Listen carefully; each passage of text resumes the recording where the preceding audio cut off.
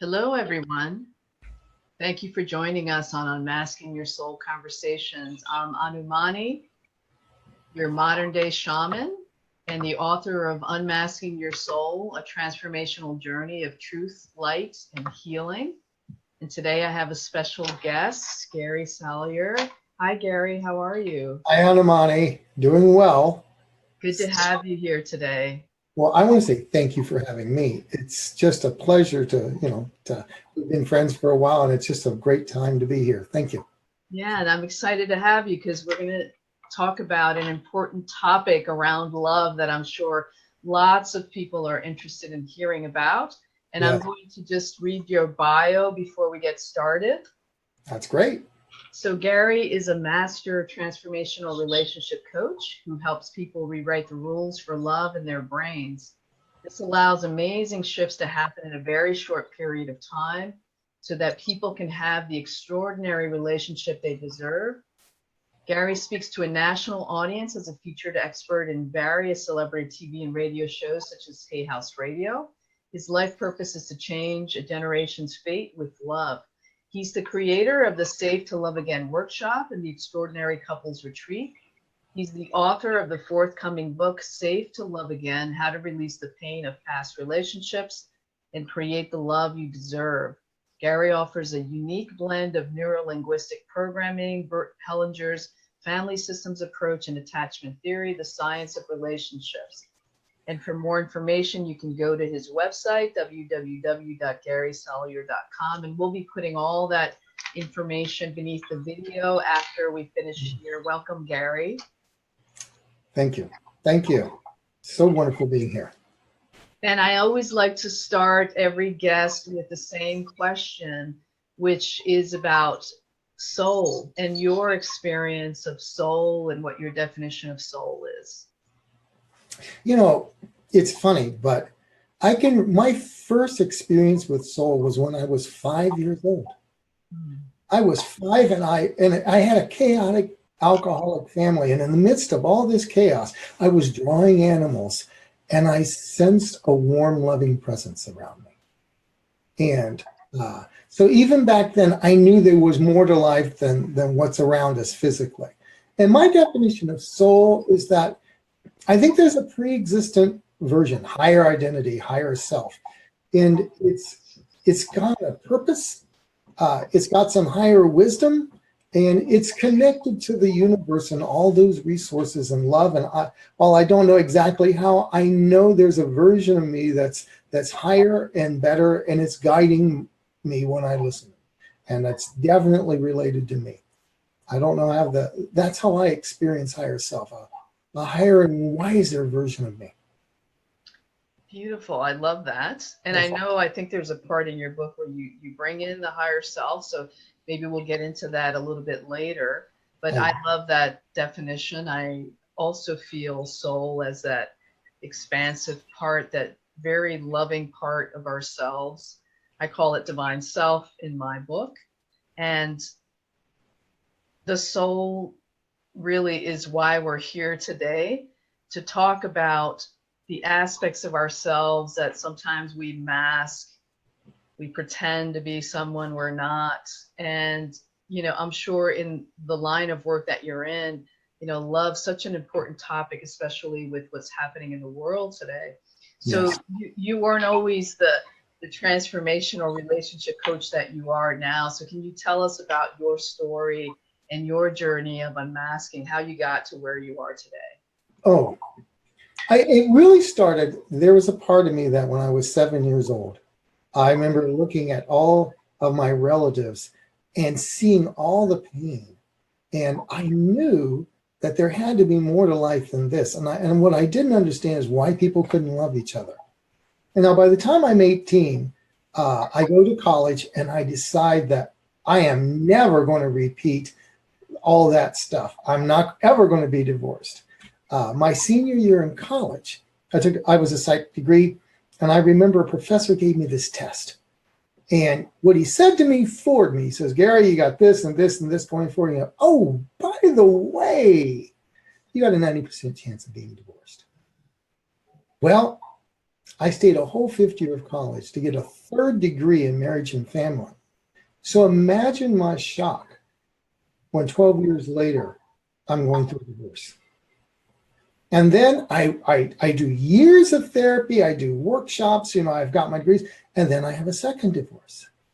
And I'm going, what is up with this? And that was when some part of me said, therapy has done me a lot of good. It's definitely cleaned some things up, but some part of me is still managing the pain, and I am going to find out what's at the bottom of this. So for me, there was a part of me that absolutely I found out refused to look at my own dark side. The fact that I could be like my mother, that there was no way that she didn't influence me, and it was things like that. For me, it was an unmasking of my real self and finding out there was just a scared little boy.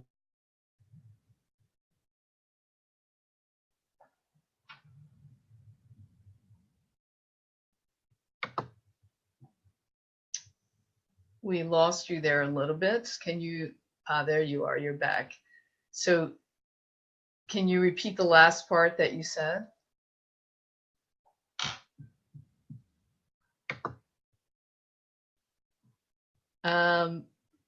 I can't hear you.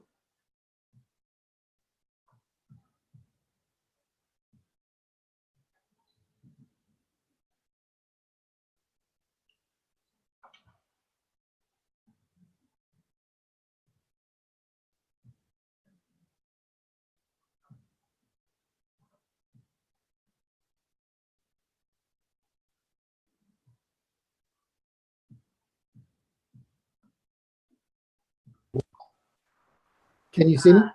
There you are back now. Yes, voila. I don't know what happened. Sorry about that, folks out there in Facebook land. And it happens. We're live, so no worries. So you were talking about the little boy unmasking himself. Yeah, there was a part of me that was so afraid of what I'd see inside of me. And yes, some part of me had to finally admit that, I could be like my mother, because I said I'd never be like her. That was part of the vulnerability that I needed to have. But what I really found out was there was just a scared little boy inside of me. And unmasking my soul was really about getting more and more in touch with those tender parts of me that had just been wounded and that were just hiding out from love, so to speak, just trying to protect itself. Some little scared little boy. Wasn't so bad after all. So what did you start doing? And was there a pivotal moment where you just said, okay, enough is enough. I need to do something different. Anything that was a catalyst for you? Oh, there was definitely a catalyst. After the second divorce, I kept either attracting Ms. Wrong or being Mr. Wrong. And some part of me was sabotaging everything. And at one point, I was in a relationship about 12 years ago with a woman I absolutely adored and loved. And I sabotaged the crap out of that relationship. And the day after she broke up with me, we dated about a year. I remember shaving and looking at myself and realizing there's only one person responsible for this. And the worst of it was, I said, for a man of high, lofty values, you sure showed up wrong. And I couldn't live with myself. I said, I can't continue to hurt somebody that I really love. I can't continue to disappoint. And some part of me said, whatever it takes to show up better and to actually be the loving man you say you are, you're going to do the work, son. And that was it. I no longer, it wasn't no longer about being hurt for me. That was part of it, but I didn't want to hurt anybody. And I knew I was showing up wrong. That was basically my catalyst, to show up with integrity and authenticity. So tell us about some of the symptoms for those who are, in relationships and might be going through some similar things. What are some of the things you started to notice about what you were doing and what was happening? Well, for me, and you see it a lot, there was a part of me that when she really needed me, or she just needed me to show up, some part of me just wouldn't. Mr. Disappearing Act. Basically, I stiff-armed. I resisted it. I really didn't there was some part of me that kind of knew what she really needed and wanted in her heart, and yet some part of me just dug in its heels and wouldn't give it. I became that sort of resisting man that I hear about all the time now from my women clients. And so for me, it was like I didn't give them that beautiful feeling of they are worthy to have their needs met, or I didn't really cherish and protect them. These are all the feelings I talk about in the book.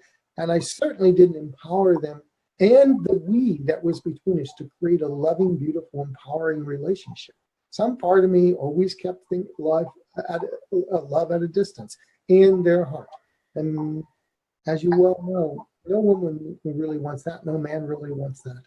So all that in an effort to say, I'm going to be safe. So underneath that, that resistance, what were the main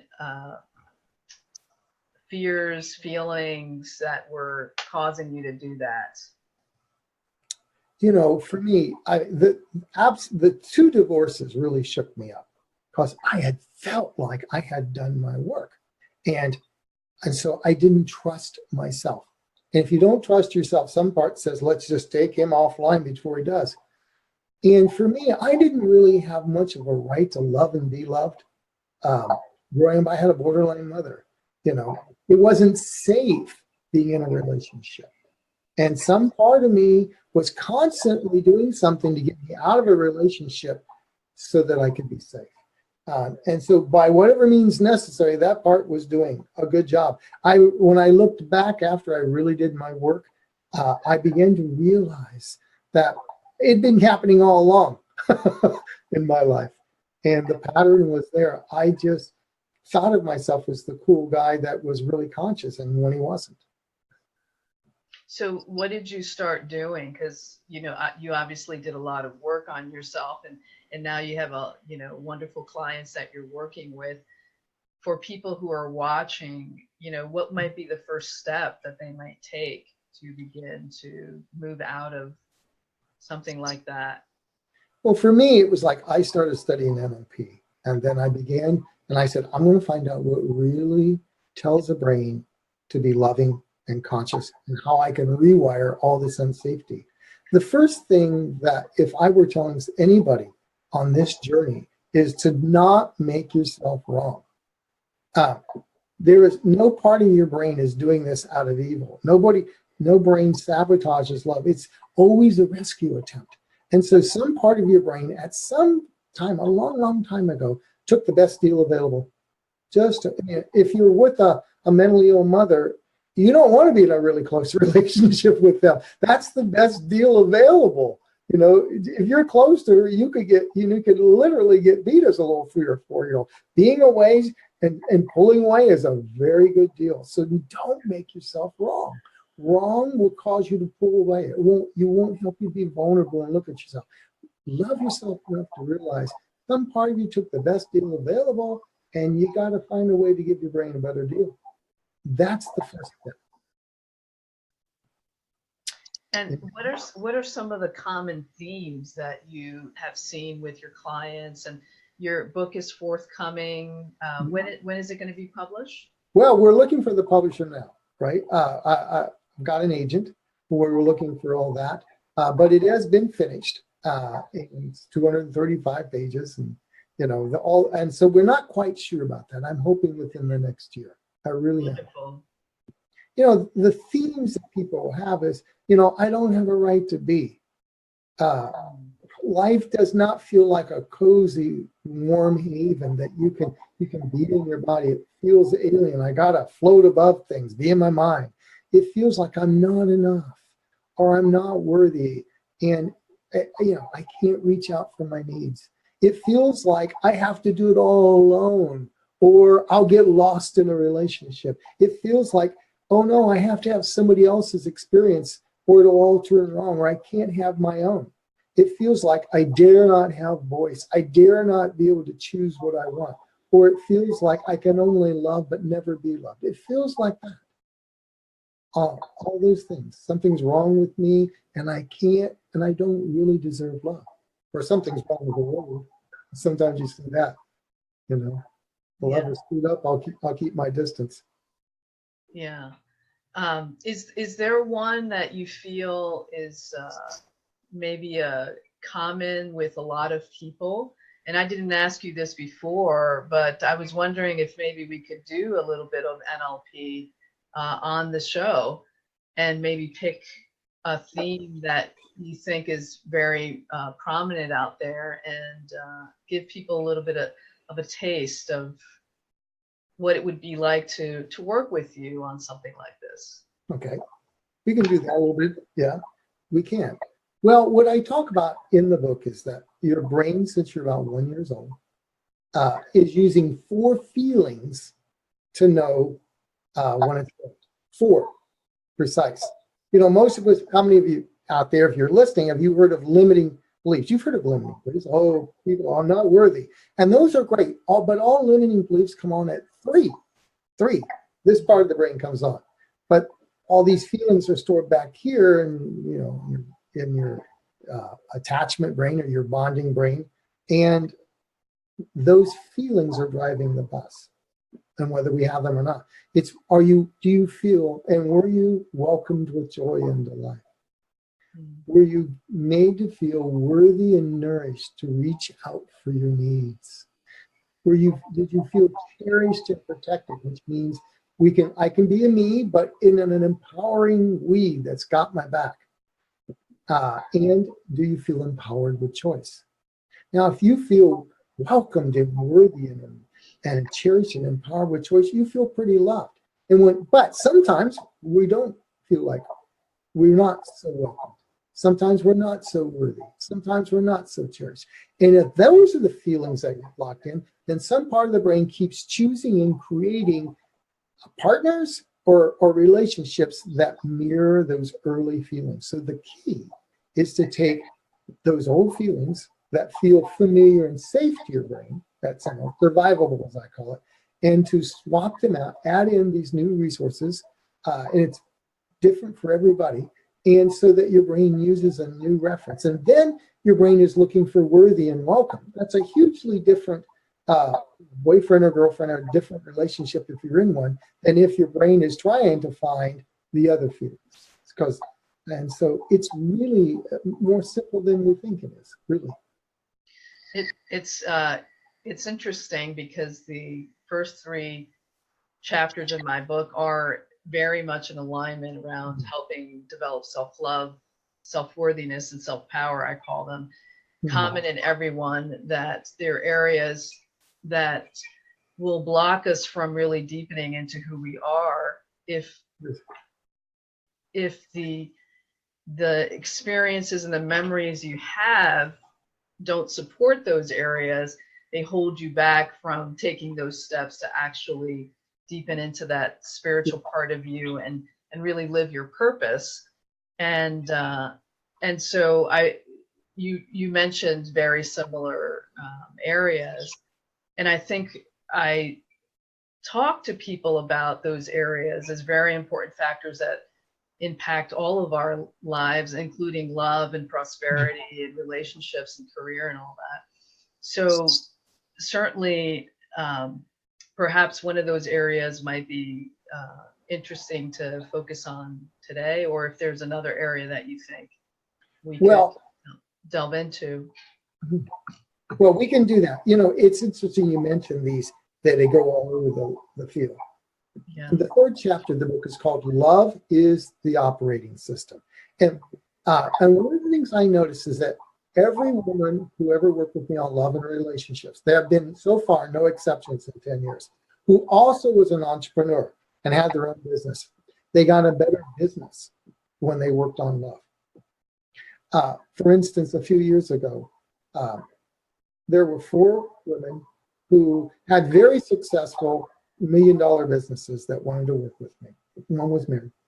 And all of them had a missing right to really feel cherished and protected. They didn't have that right to feel really supported.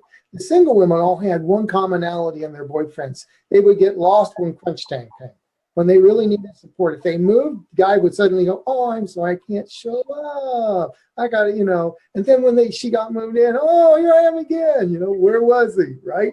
Yeah. after like 4 or 5 sessions of working with me, all of them came to me and said, you know what? I have a staff. They all had staffs because they were, had larger businesses. And my staff gets lost just the way my boyfriend does. And some of them, there are times they're not so successful. Do you think there's any correlation? To which I said, bingo, Yahtzee. So all of them not only, swapped out their missing in action boyfriends, but all of them swapped out their staffs. And because the template that was said earlier about love, the brain swaps out for other experiences. So it affects business, it affects finance, it affects money, it affects success, business. If somebody doesn't have a right to have their needs met or a right to feel really worthy, they won't charge their value. So, and if people do the reverse, every great once in a while someone works on business, guarantee you, they'll come to me after a fight and says, I think this is in my marriage. It's a funny little thing, this brain. It's got cookie cutters, and it uses about 6, and it creates every cookie in your life, whatever that experience is. Yeah, it's awesome because it correlates so much with the work that I do, and coming back to that place of love really is key, I think, for everything in our lives. So wonderful. It sounds like your book is going to be absolutely much needed in the world for people to really embrace all those different areas and really go deeper into why things are happening in their life and the way they are. So talk more about the work you're doing now. I know you have some workshops around It's Safe to Love Again. Can you talk a little bit more about that and the work that you're doing now? What I've been doing mostly is one-on-one. I had workshops, and I just put up the thing. Now that the book is written, I'm going to go back to doing workshops. I'm going to do some 4-hour versions, and then I'm going to turn my old 2-day Safe to Love Again into a 3-day workshop. That's going to be coming up in the fall. So everybody stay tuned. I literally realized I need to schedule, and plan that. The work is really about just adding the resources to your brain that are already there and making it safe. That's what it's really, really about. And so what I try to do in my own work is, like, for instance, one person that came to me, do you want me to tell you a story of how sometimes the work looks? Yeah, absolutely. This one's in the book. It's under the feeling of empowered to love and be loved. And she came to me, and she had been married about 15 years. And when she first sat down, I remember her looking at the couch like someone was missing. And she goes, if my husband ever finds out about this, I'm going to lose my marriage. She goes, I have a beautiful marriage, 3 beautiful children, and I have a husband I love and adore. But for some reason, every 6 months since the beginning of our marriage, I've had an affair. Never for long. And she goes, and I'm afraid I'm going to lose. And I don't know why I keep having to. All I know is I don't have the relationship with him sexually that I really want. It's like I can't enjoy him. And it's not got anything to do with him. He's a beautiful man. She remember saying, a lot of men would love to be in bed with this guy. She goes, I can't let myself go. And the word she phrases, I can't enjoy it. I can't enjoy him. When we tracked it down, she was, her mom and dad didn't have the world's greatest relationship. She became the 3rd wheel in that marriage. And daddy had a closer relationship with her than mom. And of course, when mommy noticed that, then she got jealous of her. And so love becomes that sort of know-win. If I get love from daddy, I lose love from mommy. I call this a split right to love and be loved, right? Where what's got interesting is when she was 3, 4, and 5, her dad took her to a beauty pageant, got her a red dress, and enrolled. And that just fried her mother. And every time she came back from having a beautiful experience with Daddy, her mom said one phrase: "Did you enjoy Daddy? Mm. You enjoy Daddy?" So she learned that if you enjoy a man who loves you, you're kind of screwed. You know? So Wow. imagine what happens at 15 when Mother Nature turns on all the hormones. Right. And once we gave her back the right, and we worked with that little one in her side, then she was able to. Then we worked at it, and we brought him eventually and updated him, and they worked through some things.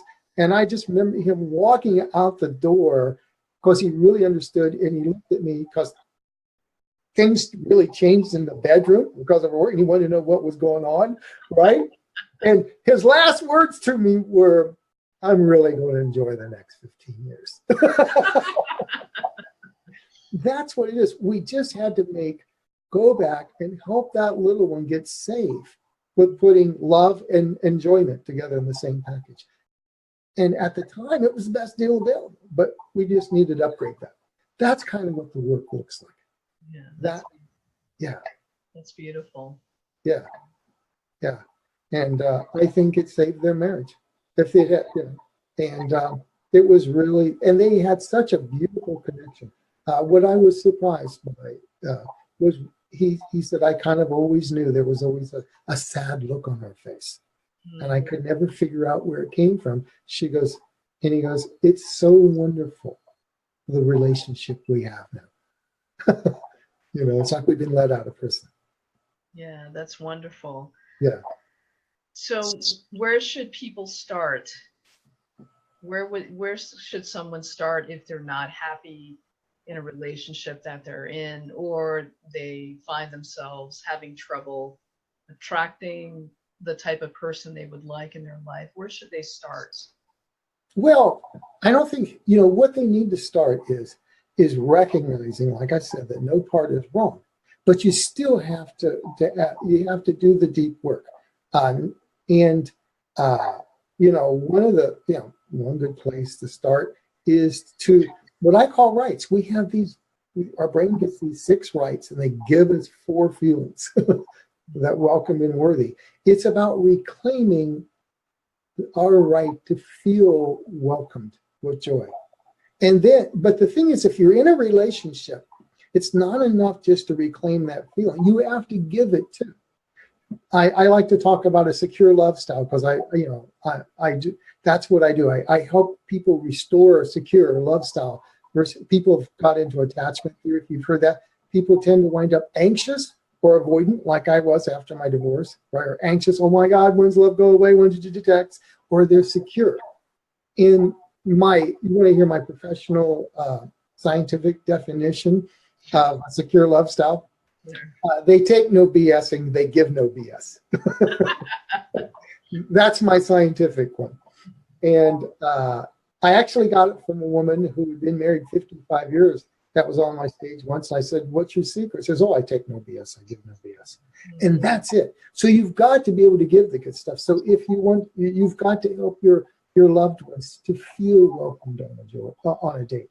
So that means welcomed with joy. That means if you're on a date, you're not judging them for, they marriage partner. It's so great being with you here today, and just getting to know. Or if you're, in a marriage, it's like you walk through the door and you go, "Good evening, honey." That's what, or you wake up in the morning, you go, "Good morning, gorgeous." Yes. Yes.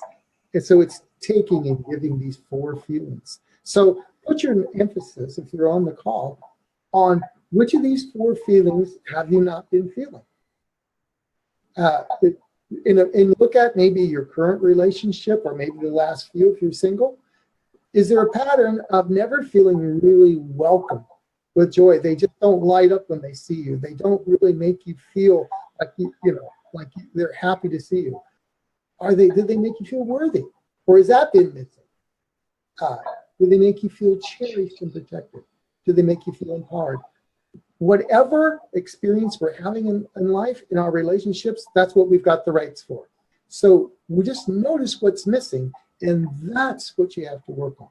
So if you're missing one of those, your relationship might not be all that great, but it's got some good stuff. 2, and you're thinking, I probably want to do go to a therapist, get us into couple therapy, workshop, and 3 or 4, you're in a toxic relationship that they're missing. So notice the patterns, notice the feelings, and just notice you have a right to feel those feelings.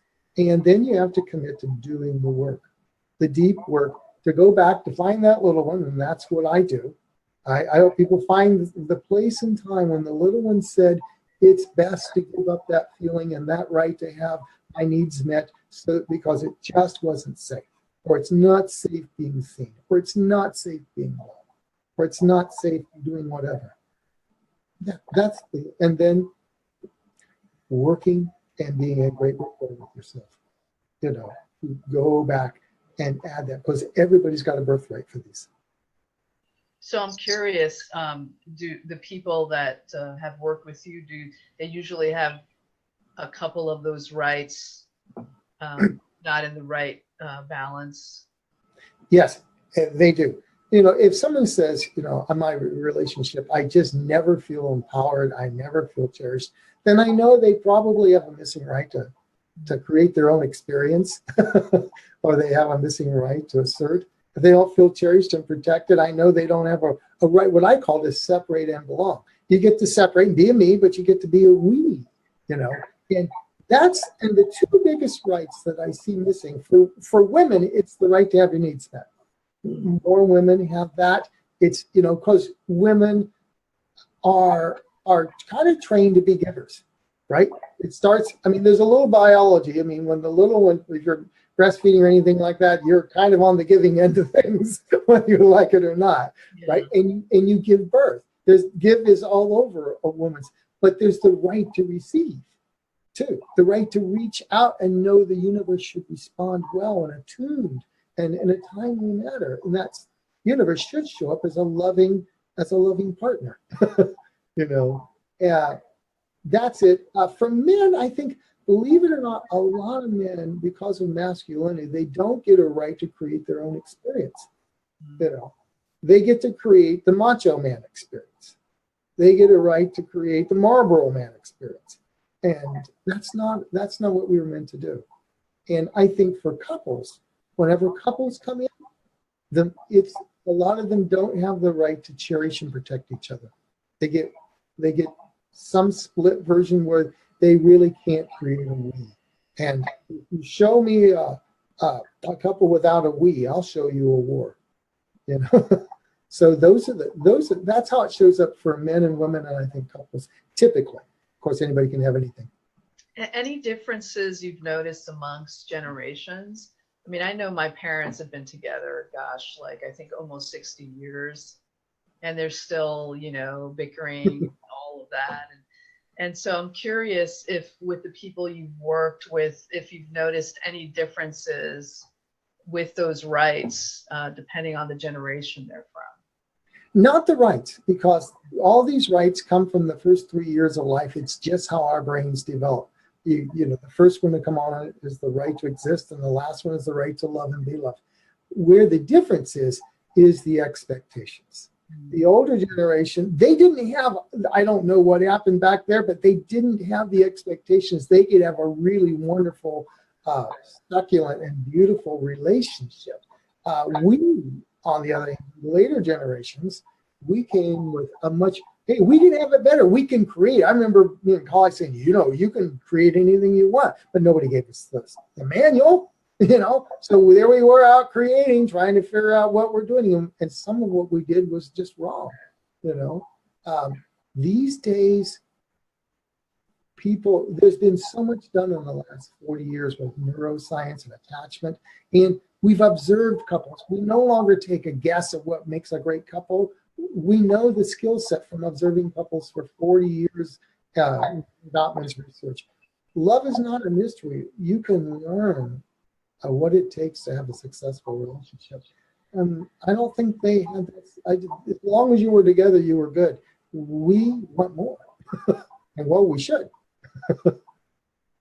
You had shared a statistic with me before when we first talked. I think it was something like, what was it, like only 20% of people are looking for like a soulmate relationship. I think it was that I may have misquoted on that, but it was, you were talking statistically about what people are looking for, and some work that someone you had trained with had some statistics on. Can you share a little bit more about that? Sure. You know, a Gallup poll said that 88% of people believe in a soulmate. But in my own practice, what I'm finding out is not everybody actually wants a soulmate relationship. They don't. Some people, they don't even like it. Boy, they certainly want all those rights. It's funny when people, I don't want a soulmate relationship. They still want to be cherished and protected. They still want to feel empowered with choice. They still want, so that I don't care what they call it. But I do believe that there are a lot of people who want a really good, loving relationship. But that soulmate contract, I think, is a little different. Some people do want a soulmate contract. And there's usually a higher soul purpose for soulmates, right? We might use some people are just looking for a good enough relationship. And if they come to me, I give them a better relationship. But I don't say you have to be soulmates. Soulmates is about something aligned. And the contract for a soulmate is a little higher than the normal relationship. The contract for a soulmate is that anything that does not bring out the very best in my beloved is a violation. So if I can bring out a B+ in my beloved, that's a violation. I need to bring out an A+. Now, that may be two people could be very happy with a B+ marriage. and that's fine. I work with that, and you can give them a really good, solid, happy marriage. But every great once in a while, about 20% of the time, people really come in for that, like what you do, that higher soul thing, where the soul wants to have more, to be more at the driver's, yes, so to speak. So I think there's an 80-20 rule. And if more people show up, that's great. I mean, I love soulmate contracts, but I don't force it on anybody. Yeah. Okay, wonderful. So shall we try something that you'd like to do for the audience to maybe help with a particular area? Yeah. So what we could do, I'm a little, I like in terms of going back with the little one and all that, since I don't know who's out there and what goes back there, it's a little tough to go back, but we'll do a little bit of stuff, right? Sounds good. So, what we could do is just, what we can do is look at it like this. There's two ways I just want you to, if you're there, just kind of imagine the part of you though that just doesn't feel either any of these feelings, the part that is kind of never felt welcomed in life, or the part that has never felt enough and worthy, or the part that has never felt really cherished and protected and seen, or the part, that you could belong in, the part that has never felt like they were empowered. They always had to pull back in some way. Kind of notice that feeling and kind of go back and for just a moment, remember the very, very first time that some little 3 or 4 or 5-year-old version kind of felt that way. Just kind of go back and just, kind of step into. And if you want to, you can give him or her our most profound apologies. And then we'll let him know that we're so sorry, or that she's so sorry, or that we're so sorry that she had to go through that. And now what I want you to do is, regardless of whether you're a woman or a man, I want you to just for a moment notice all of the children in the world when your little one was like maybe 3 or 4 or 5 when they first had that feeling. Notice all the children in the world who were born about the same time you were, those cutie pie 3, 4, and 5-year-olds. All of them, put them out on a big long line. And then ask yourself this question: how many of those children don't deserve to feel welcomed or worthy or cherished or empowered? How many of them don't? Well, the answer is every child does, don't they? And just notice and just bring that back. Pull that inside your heart and let the little one put it inside their heart. And let it be like a beautiful little ray of light that goes into the little one's heart. Let all those children beam that beautiful feeling, whatever was missing that you imagined, into their heart, and let it go through every cell of the cutie pie's child, from the tip of the toes to the top of their head. And just let them know it's okay to feel welcomed. It's okay. You have a right. You're enough. You can feel worthy. It's okay to be cherished, or it's okay to be empowered. And just let that little part just sort of take up and notice and just whisper, this is your right. You've always had this right. And then just grow them up. Just imagine you grow them up, and imagine this time they get to live another life of that beautiful feeling instead of the other one. And just notice all the changes that would have made. You can have that experience now. Now this is like a little, just grow them up until they're standing in front of you, version 2.0.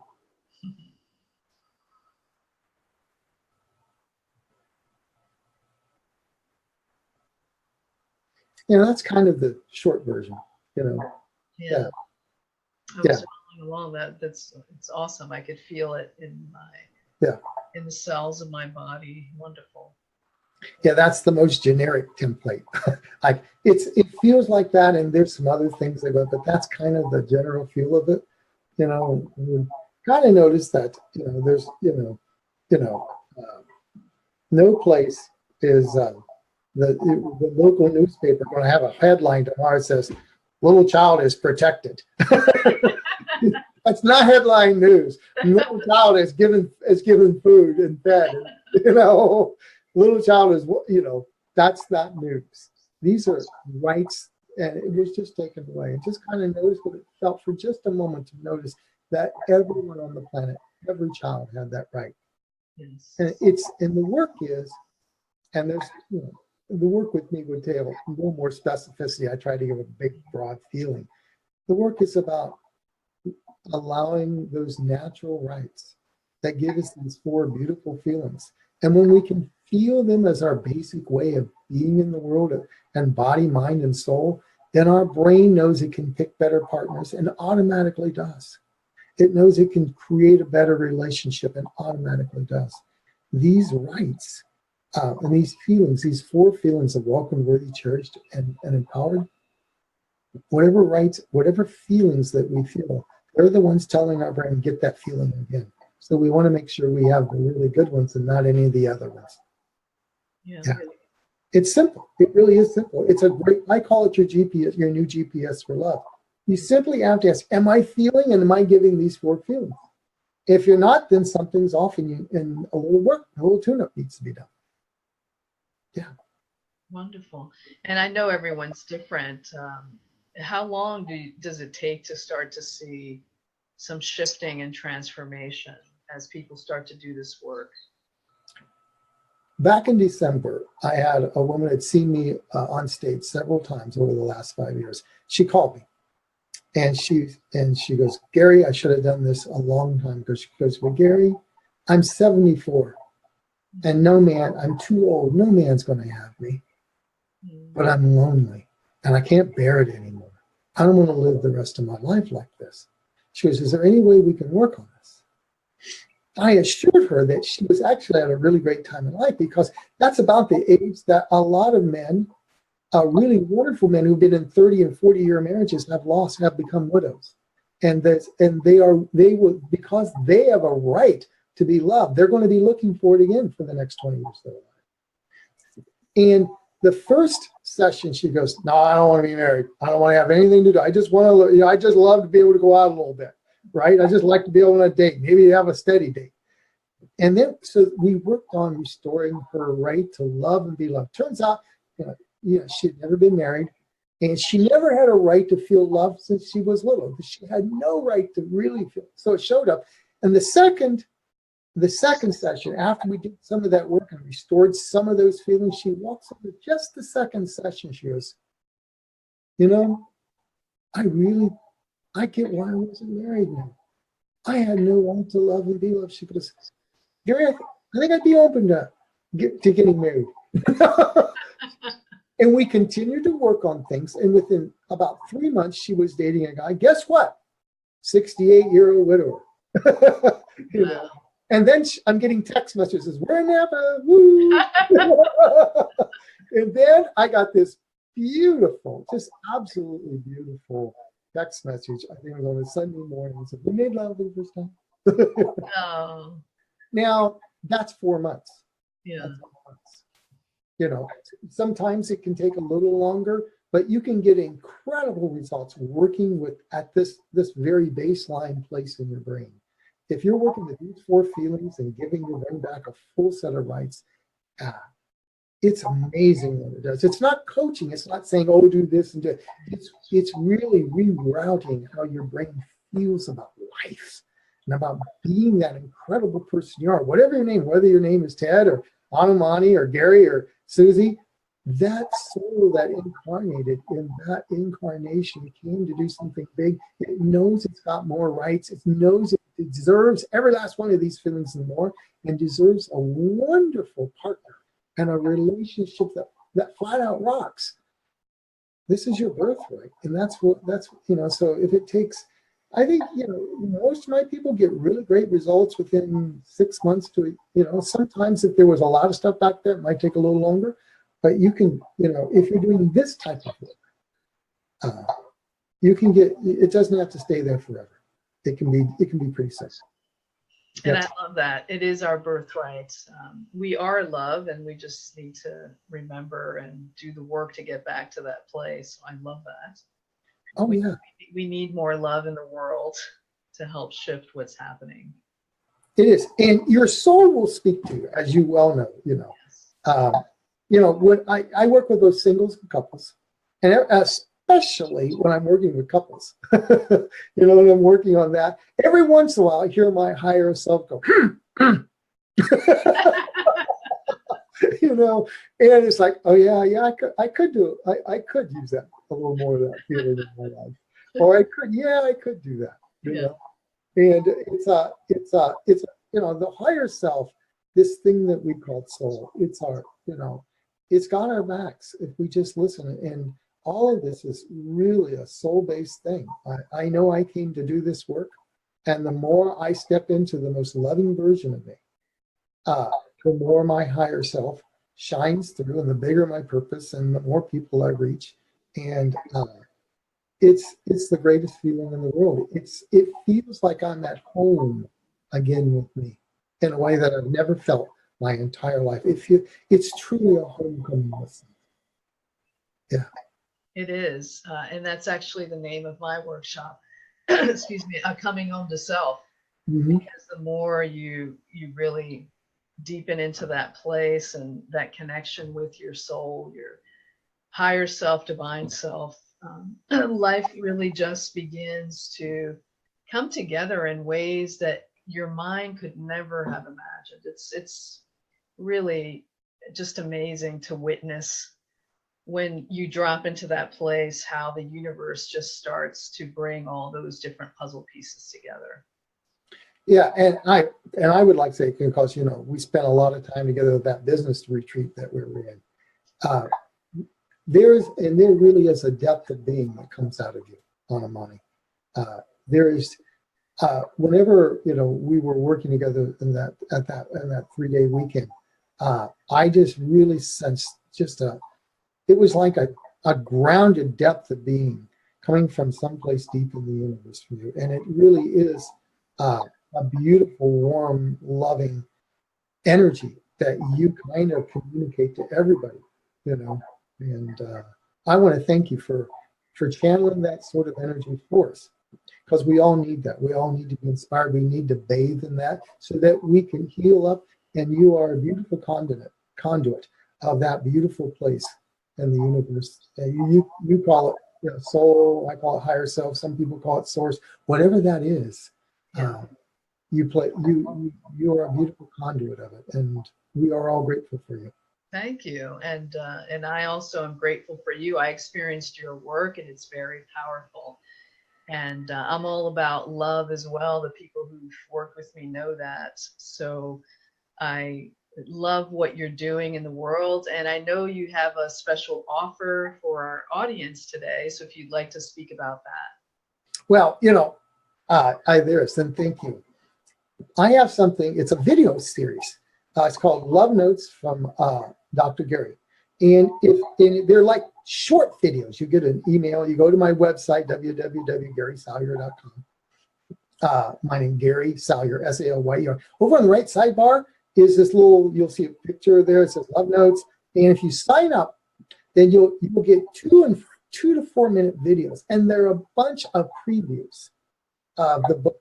And you're going to get some beautiful relationship advice, and they'll be heartwarming, they'll be inspiring. The sort of thing you go out to Starbucks, you get you go out to Pete's, whatever else, you pull up your iPhone, you're waiting in line, and 4 minutes later, you've got a beautiful skill set. The greatest thing was about a month or two, about 2 months after I put it up on my website, a guy Facebooked me and said, I just want you to know my girlfriend and I are twice divorced, and we've been dating just a couple months. She was my high school sweetheart, and we started dating this, and they're both in their 50s now. This is like 40 years later. And we were about ready to break up. She goes, but we began to listen to your love notes, and we are together because of your love notes. Oh, wow. So it's for singles, couples, and if you want to really get and I go through all these feelings and I talk about them and I give you ways of experiencing, or how, if you're in a couple, how you can give that to each other. If you're single, how you do it on a date, and it's a beautiful, wonderful thing. And there's some experts on there, other experts on there. So go now, go there and sign up, and you'll get 2 weeks from now, and it's a beautiful thing. Wonderful. Yeah, so I'll put all the info underneath the video. Make sure you go and sign up for those love notes. And Gary, thank you so much for being on the show today. Thank you, Anamani. And for everybody out there, thank you for listening. Both Anamani and we give you our blessings, and just know that you deserve all of the love that you want. It doesn't have to be unsafe. You can be safe to love again. And I want to thank you, Anamani, for having me on here and for us being good friends. Absolutely. You are so welcome. I'm honored to have you. And I just want to remind our audience that you are loved and you are loved. I always end the shows with that. And I will see you next week. And Gary, have a blessed rest of the day. Thank you. We'll talk soon. Take care. Bye-bye, guys. Bye, everyone. Bye, everyone.